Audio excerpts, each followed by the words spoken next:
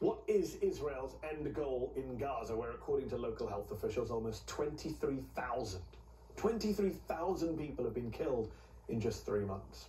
Officially, say the Israeli government and our own Biden administration, the goal is to defeat Hamas, which killed 1,200 Israelis on October the 7th, to eradicate them from Gaza, even from the face of the earth, if that's even possible. But unofficially, Israeli ministers keep saying the quiet part out loud, that the aim of this operation is to clear Gaza of Gazans, what the Palestinians and a growing number of governments around the world are calling ethnic cleansing. Israel's finance minister, Bezalel Smotrich, said in an interview last week on Israeli army radio, quote, "If we act strategically correctly, there will be immigration and we will live in the Gaza Strip. We will not allow a situation where 2 million people live there. If there are 100 to 200,000 Arabs in Gaza, all the talk about the day after will be different." And Israel's National Security Minister, Itamar Ben-Gvir, said to reporters that the war presents, quote, "an opportunity to concentrate on encouraging the migration of the residents of Gaza." He called such a policy a correct, just, moral and humane solution. Now, the Biden administration has said it rejects such calls, and supporters of Israel say these two guys are not important. They're fringe figures. So I'm not sure how fringe you can really consider the finance minister and the national security minister to be. Ethnic cleansing is, of course, a war crime. But Israel continues to deny that it's committing war crimes in Gaza, even as journalists on the ground continue to document what leading human rights groups and even UN rapporteurs have said could amount to war crimes. And those journalists themselves keep getting killed. At least 72 Palestinian journalists have lost their lives since October the 7th. 79 in total. More journalists killed in this conflict than in any conflict for over 3 decades. Just today, Hamza al-Dahdu and Mustafa Thuraya, both journalists in Gaza, were killed in what local officials say was an Israeli airstrike on their car in southern Gaza. Hamza was the eldest son of Al Jazeera's Gaza bureau chief, Wael al-Dahdu, who has already lost his wife, 2 other children, and a grandson in this war, and has been injured himself from an Israeli airstrike. Let's be clear, without those brave Palestinian journalists on the ground, there will be no one to tell the rest of the world, to tell all of us about the ongoing horrific impact of this war on the innocent people of Gaza. Earlier, I spoke to photojournalist Motaz, who has amassed more than 17 million followers on Instagram for his work documenting this conflict, and whose photo of a little Palestinian girl trapped under the rubble in Gaza was picked by Time magazine as one of its top 10 photos of 2023. Thank you so much for coming on the show today. I know how difficult it is for you to do interviews like this. We want to start with the tragic news out of Gaza today. The journalist Hamza Dahdu killed by an Israeli missile strike, the son of Al Jazeera's Gaza bureau chief Wael al-Dahdu, who was injured recently, lost multiple family members. Mustafa Thuraya, another journalist, killed today in the Israeli airstrike. What is your reaction to that news? More and more journalists being killed. I believe you knew them well. You posted earlier today about a picture of you at Hamza's wedding last year. Yeah, Hamza is my friend, and Mustafa also is my friend.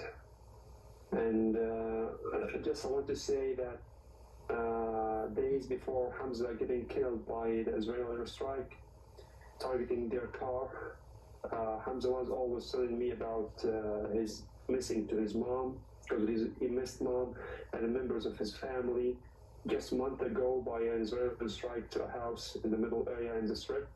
So it was shocking to me to I opened my eyes and I was preparing my things, trying to check the news, what is happening around. There was a lot of heavy machine gun sounds around me, the area that I'm living in. It was all full with smoke, flames in the sky, and there was a lot of bombing. I just was flipping or checking the news, and suddenly I heard a friend of mine, a journalist who was with me in my house. He said Hamza got killed. Believe me, I know that I witnessed a lot of massacres in the last years, in the last days, sorry. I lost a lot of friends, a lot of family members, but this was shocking to me, especially Mustafa. Also, Mustafa, he was the drone guy who was filming me with his drone. all the videos you saw before, it was by Mustafa drone. So Mustafa and Hamza, it was heartbreaking for us. It was a shock, and also especially when you can't even say goodbye for them because they were in Rafah and it's a long way, crowded way, and it's so dangerous to go. From where I'm sitting, Motaz, it looks like there's almost a war on journalists in Gaza, a record number of journalists killed in this conflict so far. How hard is it for you as a photojournalist to just survive, to stay alive as you do what you do on a daily basis? You've lost colleagues, you've lost friends, as you mentioned. Thankfully, you're still standing, but how do you do it?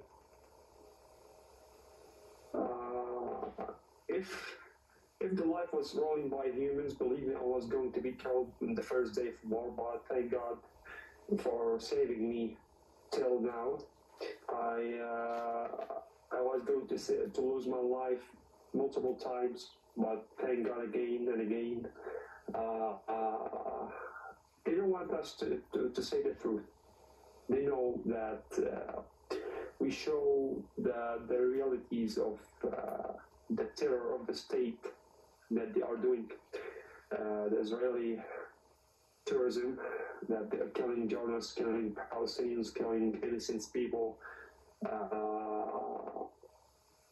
They don't want us to show the truth. Your picture of a young Palestinian girl trapped under the rubble, who thankfully, unlike thousands of other kids in Gaza, survived. Talk to us about this particular picture. This picture, maybe as a photographer, let's say it's one of the strongest moments I captured during the war. For a girl that's she was living in a 8-story building. The Israeli warplanes destroyed it, and she made it to survive.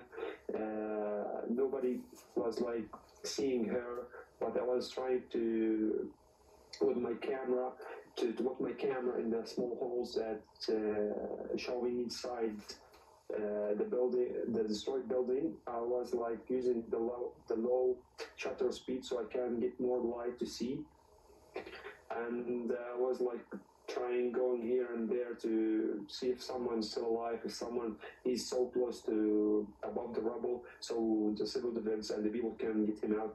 So I was trying. So once I put my camera, I saw the light in her eyes. I saw and I heard her screaming.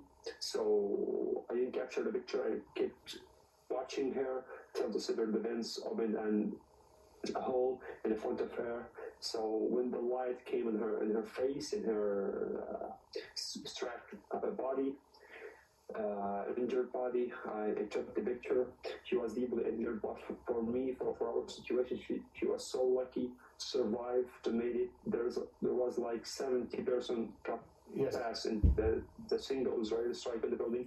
So even if she deeply injured, she's lucky to make it, and she's lucky to be survived from this strike.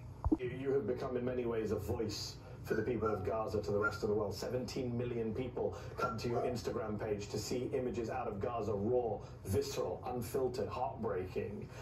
What is your message to the people watching you tonight in America who don't follow you on Instagram, who aren't seeing those images? What do you want them to know about what is happening in Gaza that they don't know?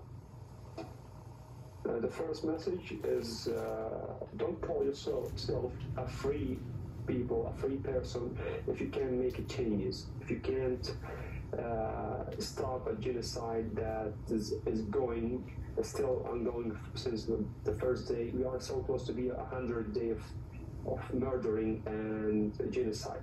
So don't you call yourself a free person if you can't stop someone to kill someone else, because what I witness here, that all the world is ruled by a people that no one in the whole world can say no to them, or they can't stop them. So nobody shall call himself a free person if he's watching another human being getting murdered in front of him, a live show by a young photographer who's just coming to show the world that and he can't stop this. People call Motaz like a hero, a superhero. Motaz didn't choose this. Motaz didn't want this. but I don't want you to justify what is happening, to forget about what is happening by calling someone a superhero and forget the people who are under like tons of rubble and they died there by a missile. Maybe you shared with your taxes to give it to the occupation. We will unfortunately have to leave it there. We're out of time.